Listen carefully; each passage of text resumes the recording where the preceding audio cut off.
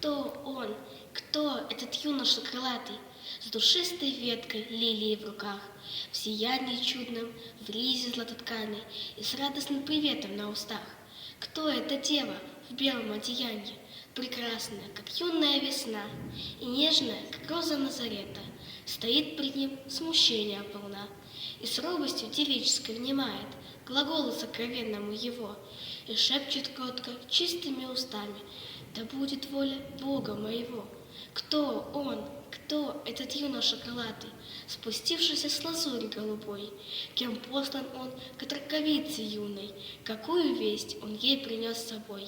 Он Гавриил, святой архангел Божий, великий вестник тайны Рождества, а пред ним стоящая в смущении Мария, Дева, Матерь Божества.